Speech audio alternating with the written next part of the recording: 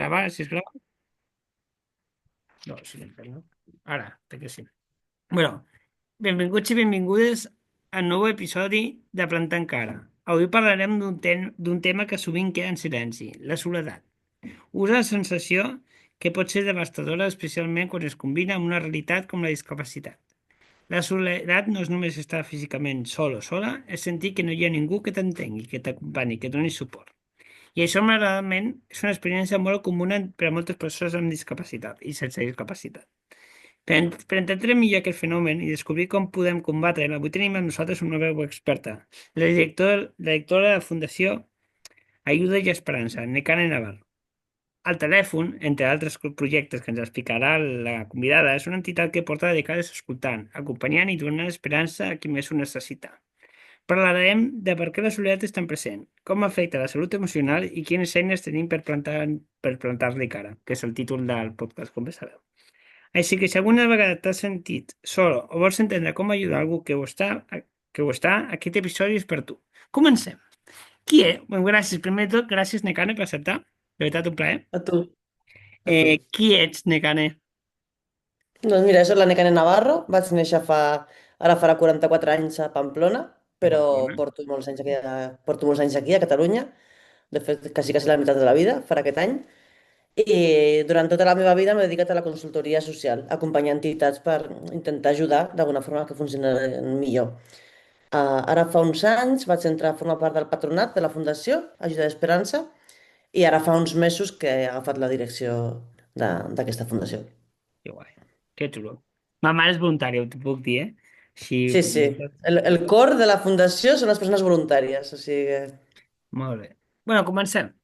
Les preguntes en si, a part de la Necane, que com m'ha dir la noia fa poc que va ir l'últim podcast, li vaig preguntar qui ets tu? I em va dir, soc filla de ma mare i mon pare, saps? La resposta? Bueno, i de la cigüenya, també em va dir. Ah, molt bé. Sí, sí, quina és la missió principal del telèfon de l'Esperança i com s'ha adaptat als nous reptes socials? Pregunta Doncs mira, complicada. el telèfon de l'Esperança va néixer ja fa molts anys, molts, gairebé 60 anys, 57 farà ara, um, i va néixer perquè les persones que estaven patint un moment de solitud, de malestar, d'angoixa, sapiguessin que tenien algú amb qui parlar, sempre podien comptar amb algú. I per això es va crear el telèfon de l'Esperança. A partir de llavors, amb els anys, i com deies, no, per adaptar-nos als reptes de la societat que estan canviant, s'han anat incorporant altres serveis. De fet, ara ja no som només el telèfon de l'Esperança, ara som Esperança en línia. És un projecte que aplega diferents serveis. El primer que vam incorporar com a servei nou va ser l'any 2020. Vam fer un telèfon de prevenció del suïcidi per a aquelles persones que específicament necessiten un suport en un moment tan delicat com estan pensant o fent un acte, una tentativa de suïcidi. Després hem seguit també adaptant-nos als temps i l'any 2022 vam posar en marxa un servei de xat de suport emocional per a joves. Perquè els joves no truquen, no truqueu, els joves fem whatsapps. Llavors vam dir, home, doncs fem un mitjà Utilitat. perquè realment puguin trobar resposta allà on busquen, que és un WhatsApp. I a partir d'aquí hem anat fent també, ara tenim un xat per persones cuidadores, aquelles persones que dediquen el seu temps a cuidar de forma professional o amb familiars a persones que tenen una situació de dependència, i també tenim un xat per a aquestes persones perquè trobin aquest suport emocional. I la missió segueix sent la mateixa. Tot i els canvis i l'ampliació de serveis, el que volem és oferir aquesta atenció i suport emocional a les persones que ho necessiten perquè millori la seva qualitat de vida, perquè trobin a una persona sempre a l'altra banda de la línia. Molt bé. Quines són les principals situacions que porten les persones a trucar? La soledat és una de les més freqüents? Suposo que sí. Però... Doncs sí, la veritat és que les situacions són molt diverses, com diverses som les persones, al final som totes diferents, però sí, sens dubte, la societat no desitjada és una de les més freqüents i cada vegada més, a més. Sí, les persones que ens truquen, per exemple, al telèfon de l'Esperança, un terç de persones tenen problemes de salut mental, un terç de persones també ens parlen de salut no desitjada, vull dir que és un tema molt, molt, molt habitual. I si bé podem pensar que és una cosa que afecta més a les persones grans, realment el gran gruix són persones de mitjana edat i entre els joves la sensació de solitud està creixent de forma molt ràpida. O sigui, es trobem moltes persones joves i adolescents que es troben soles. O sigui, realment, la situació no és una qüestió d'edat, és una cosa que ara ja és una pandèmia mundial. O sigui, realment, el 22% de la població europea, segons la Comissió Europea, pateix salut mental, pateix, perdó, de situacions d'aïllament o solitud, i a Catalunya el percentatge és el mateix. Vull dir que és una qüestió molt important, molt present, i crec que, per desgràcia, cada vegada ho serà més. Com afecta la discapacitat a la percepció i vivència de la soledat? Doncs mira, sembla que en la societat que vivim, en aquest context tan exigent, tan de productivitat, tan ràpid, qualsevol problema afegit que puguem tenir a nivell d'exclusió social, que poden ser problemes econòmics, que poden ser qüestions laborals, que poden ser tenir una discapacitat o un problema de salut mental, tot això agreuja el problema. Mira, l'any passat va publicar la Fundació 11, té un observatori de tema de solitud, que es diu Soledades, i a l'estudi aquest que van publicar diu que el 50% dels adults amb discapacitat realment tenen o estan patint una situació de solitud, no? O ho perceben així, que és molt més que la població en general. I a més també en aquest cas, en aquest col·lectiu, és un problema més persistent. O sigui, dura més en el temps, no és un moment puntual, no, sinó que és una qüestió que pateixen més al llarg de la seva vida. Bé. Hi ha diferències entre la soledat física, manca de companyia, i la soledat emocional en persones amb discapacitat? Amb persones amb discapacitat i amb persones sense Sense discapacitat. discapacitat, també, Tothom. sí, Sí, sí. sí, sí, sí. No, no, és que realment, segurament el primer que hem de fer és començar a treure etiquetes, no? Perquè al final, el que et deia abans, són tan diverses les persones que cadascú tenim unes capacitats i altres tenen altres. Vull dir, Vinga, vinga. llavors, el tema de la soledat, la soledat física ens parla de que no tenim ningú a prop. Això no vol dir que realment ens sentim soles o sols, no? Sí que és veritat que en el cas de les persones amb discapacitat pot ser més fàcil que es trobin en aquesta situació per barreres urbanístiques, d'accessibilitat, per qüestions d'exclusió social, no? Perquè la societat a vegades no sabem realment acollir aquesta diversitat, però la gran diferència amb la soledat emocional és que aquesta és aquella que ens fa sentir no entesos, no acceptats, no? Realment ens fa sentir soles. No és que ho estiguem només, sinó que ens sentim, no? Que ens agradaria que no fos així. Quins factors socials o culturals agreugen aquesta sensació de soledat?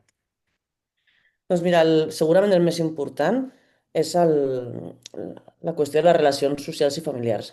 No? I Sí, les sí, noves realment. tecnologies també, no? També és una... També, de fet, mira, aquest tema que dius tu, estem en un món cada vegada més hiperconnectat, però com hem parlat abans, cada vegada ens sentim més sols. O sigui, estem més desconnectats que mai en un món més hiperconnectat. I aquí també hi ha barreres d'escletxa digital que afecten més a les persones amb discapacitat en aquest cas. No? O sigui que sí, realment sí que hi ha diferències que venen de les barreres que posa la societat i no de la pròpia persona, però existeixen. I altres factors poden ser l'estigma, no? Que realment tenim prejudicis cap a la societat, la manca d'accessibilitat, la sobreprotecció, que a vegades tenim aquesta mirada tan desviajada, no? Cap a les persones diferents, la manca de representació, és a dir, que no es vegin representades a la cultura, la vida social, i tot això afecta, evidentment, són factors que afecten. Molt bé. Quines conseqüències té la soledat sostinguda en la salut mental? Doncs té efectes molt profunds, realment. Mira, hi ha estudis que diuen que és un factor de risc que podem equiparar al tabaquisme o a la inactivitat física. Si realment, quan ens sentim sols, acaba afectant moltíssim a la nostra salut. És un factor molt, molt, molt important, perquè afecta a l'autoestima, a la competència personal, com ens relacionem amb l'entorn, s'incrementen els símptomes depressius, l'ansietat, vull dir, afecta molt i molt a qualsevol persona que ho estigui patint. Sí, la següent pregunta llavors no cal, perquè heu detectat un augment de trucades relacionades amb depressió o ansietat vinculades a la soledat. Aquesta me l'acabes de Sí, respondre, o sí, sigui, sí, sí, sí. Molt, molt, cal. molt, realment. Sí. I Perquè també sí. el que sí que hem notat també és que cada vegada hi ha més persones que ho expliquen. Això està molt bé. I I més estem gent trencant una famosa mica la també que por. explica, i més gent famosa que ho explica, també. Clar, clar, per això Veia. ja estem perdent la por a dir que ens sentim sols i això és un primer pas, no? Ara Segurament. un jugador del Barça ha dit que tenia depressió, per exemple. L'Araujo Veus? aquest, per exemple. Estem trencant una mica aquesta por de parlar obertament de benestar emocional. Molt bé. Quines eines ofereix el telèfon de l'Esperança per combatre la soledat? Bueno, El eines, propi telèfon... bueno, la fundació en si, la fundació Ayuda a Esperança, no? Partes No, però personalitzar el telèfon d'Esperança. el propi telèfon és segurament el servei on més tenim aquestes persones. També els xats, com et deia abans, ja són en si mateixes eines contra la soledat, perquè si algú en algun moment vol trencar aquesta percepció, agafa el telèfon i trobarà algú amb qui parlar. I dintre d'això, els recursos que tenim, que posem a disposició, doncs, és aquest acompanyament a les persones, el poder recomanar, no? Coses que tenen al voltant, equipaments que poden anar, recursos socials, serveis que els hi poden donar suport, si realment són eines que el que ens fan és dir, ei, estic aquí amb tu i t'ajudaré a que trobis altres eines, altres espais per seguir sortint d'aquesta situació, no? Molt bé. Bueno, quin paper juga la comunitat i les xarxes de suport en la prevenció? Doncs és absolutament bàsic. Sí, com deia abans, les relacions personals i socials són un dels temes més importants per trencar la soledat, no? Llavors, tot el que pot fer el veïnat, les famílies, les escoles, els espais de lleure, si realment treballar amb la comunitat, que es generin vincles amb la gent que tens al voltant, a les botigues que vas a comprar, amb tothom que realment tens relació o pots tenir relació, això fa que la soledat vagi perdent força realment i acabem trobant aquest acompanyament d'alguna forma. Com podem fomentar relacions significatives en persones amb discapacitat i sense discapacitat al final? Perquè les relacions les fan les persones sense etiquetes, com tu dius, però ho fa tothom relacionar-nos. Totalment. Al final jo crec que el més important és que es mirem de persona a persona, que ens reconeguem com a tal, cadascuna amb el seu valor i amb els seus drets, i a partir d'aquí realment poder construir aquests vincles, no? Fomentar espais de trobada perquè puguem conversar i expressar-nos lliurement, fer formació també professionals, famílies que realment puguin acceptar la diversitat i treballar i parlar amb qualsevol persona, garantint l'accessibilitat real, que tothom pugui accedir a qualsevol lloc si realment són qüestions que poden ajudar, però com dius tu, al final és una qüestió de mirar-nos de persona a persona i de reconèixer el valor de l'altre. Tinc que dir-te que és veritat que el tema de l'esperança, perquè sé per experiència de ma mare, formeu molt els professionals, molt, molt, molt. Estàs un any i És pico molt important. formant-lo, crec, més o menys. Sí, sí, no, i sempre després hi ha formació, clar, és que la qüestió és que per nosaltres el voluntariat, que som part de la comunitat que em preguntaves abans, per nosaltres la comunitat, la gran comunitat de valor són les persones voluntàries. Tenim 400 persones voluntàries que són les que quan truques o escrius estan allà per tu. I això té un valor I ma incalculable. mare els diumenges, ja et dic, els diumenges es posa a habitació, allà, te fa pensa 4 o 5 hores, bueno, els diumenges capot i ja està. És al·lucinant. Per mi és al·lucinant. I ja. I a més fa atenció al suïcidi, a més. Que Saps? són moments molt complicats. Clar, aquest servei en concret, tots en alguna mesura, però aquest en concret hi ha moments determinats que salves una vida en aquell I moment. ja, no, és que Veus, això salva la vida. Jo no, és un a valor vegades m'ho explica així, absolut. no m'explica el cas en si, però al·lucino. Vull dir, Sí, sí, totalment. sí, sí. Següent. Mentre que veus aigua, ara sí que intentarà veure si pot fer la videotrucada un moment, i després, quan acabem, te la passaré un moment. Quins canvis socials creus que són necessaris per reduir la soledat? Doncs aquí segurament tenim tothom alguna cosa a fer. Primer, els poders públics, no, realment, que puguin impulsar polítiques públiques per lluitar contra la soledat. Hi ha països que ho fan. Al Regne Unit hi ha un Ministeri de la Soledat, a Dinamarca fan coses, Finlàndia, vull dir que els poders públics tenen molt a dir aquí, però també la resta, els espais urbans que tothom pugui accedir, que siguin més inclusius, que realment fem una educació emocional des de ben petits, no? Perquè creixem com aquesta altra mirada que dèiem abans, no? De persones i garantir els drets i la igualtat de totes les persones, en el fons. On estava? Encara m'hem perdut. Ah, sí. Com podem doncs, sensibilitzar la societat perquè entengui que la soledat és un problema real i no només una sensació? Segurament ho hem d'explicar molt més, no fer campanyes que realment expliquin aquest impacte real de la soledat en la salut, donant veu a testimonis i experiències reals, impulsant converses, educació, treballant contra l'estigma, això és molt important, no? Fer caure prejudicis i que ens mirem sense, sense posar aquestes etiquetes que dèiem abans i fomentant una cultura de la cura al final, no? Realment, que quan algú demani ajuda no es consideri un acte de feblesa, sinó de fortalesa, no? Que sigui aquest canvi de mirada de la cura, perquè en el fons sensibilitzar la societat, el que vol dir, sobretot, és posar paraules allà on hi ha silencis, no? Realment. O sigui, que puguem generar esperança amb el que fem des d'aquesta connexió. I ara l'última pregunta, que no l'havia afegit, però ara la veuràs. Necessiteu voluntaris al telèfon d'Esperança i com la gent es pot fer-se voluntària? Que això és important que la gent... Necessitem voluntaris, tots els que vulguin, i per nosaltres, ja ho deia abans, quants més siguem, més podrem, perquè al final queden moltes trucades a vegades que no podem donar resposta, perquè hi ha molta necessitat i cada vegada hi haurà més. Llavors, el que hem de fer és, a la nostra pàgina web, és molt fàcil, hi ha un formulari, a partir d'aquí ens posem en contacte.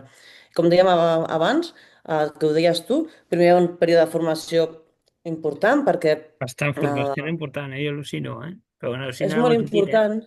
Clar, clar, perquè tu pensa que no demanem que ningú sigui ni psicòleg, ni metge, ni res No, semblant. no, sí, De sí. fet, quan algú ho és, li diem que no actuï des d'aquí, perquè busquem una relació d'igual a igual, no? Quan una persona truca, si vas al psicòleg, et situes com des de a baix, no? I l'autoritat està allà, i aquí no. És d'igual a igual, però la formació cal. Formació en empatia, en escolta activa, en autocura, ens hem de cuidar com a voluntaris. Llavors, el que hem de fer és entrar a la pàgina web, fer aquest mini formulari i a partir d'aquí ens posem en contacte. Deu tenir Qualsevol 50.000 sol·licituds al dia, rebeu, suposo. Clar, qualsevol persona serà benvinguda i estem treballant a més també per créixer a nivell internacional, perquè això també ens permet persones catalanes o que parlen català que viuen fora poden mantenir aquest vincle i ens ajuden també a oferir més I no, servei. O de sigui, fet, per ma nosaltres, mare diu que sempre la poden trucar de tot el món, és a dir, que té clar, comprat un traductor, o no sé què, té un programa que tradueix, o sigui, pot trucar un rus que s'està suïcidant. ja, aquest matí parlàvem amb una voluntària, estava fent el torn des de la Índia, per exemple. Joder. Avui en dia el món és tan global, per sort, per això, per altres coses potser no, però per això sí, Exacte, per que per això, nosaltres és altres coses útil. que no. Sí, sí, Sí, bueno, sí. anem a tancar el podcast i ara seguim parlant tu i jo. Avui Molt hem bé. descobert que la soledat no és només una absència de companyia, sinó una ferida emocional que pot afectar profundament la nostra salut i benestar. Però també hem après que hi ha esperança, que hi ha persones i entitats com aquesta disposades a escoltar i acompanyar. Si tu o algú que coneixes està passant per un moment difícil, recorda que no estàs sol o sola. Pots contactar amb el telèfon d'Esperança al 934 14 48 48, les 24 hores del dia, els 365 dies de l'any. Una meva amiga pot marcar la diferència. I gràcies, Nekane, de veritat. Gràcies per escoltar-nos. Si aquest episodi t'ha ajudat o creus que pot ajudar algú, comparteix-lo. I recorda, plantar cara a la soledat és possible i comença amb un pas, parlar-ne. I ens retrobem al proper episodi de Plantar cara.